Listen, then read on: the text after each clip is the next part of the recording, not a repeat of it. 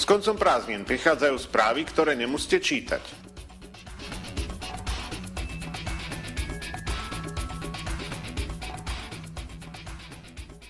Apple novinky 35. týždeň.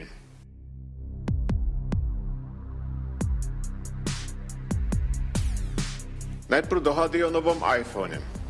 Bude mať čip A7 rýchlejší o 31% a prebieha tréning zamestnancov pred začiatkom predaja a obmedzenie dovoleniek platí medzi 15. a 28.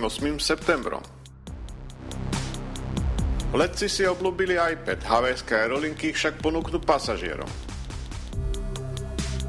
Apple Care má živý chat a Apple Care Plus sa možno dostane aj do Európy. Americké obchody Apple odkúpia od zákazníkov naspäť ich iPhone, napríklad 4S za $200. Do Apple TV pribudli nové kanály, pre nás sú však nepodstatné. Kúpili švédsku firmu Algotrim zameranú na kompresiu dát. Potvrdila sa kúpa výrobcu smartwatch Vim. V Tokiu bude prvý Apple Store. Ten v Brisbane po rokoch odkladania predstavil stavebný plán. Aj EDQ predáva akcie. Ballmerov odchod nie je až taký hladký a plánovaný, ako tvrdí Microsoft.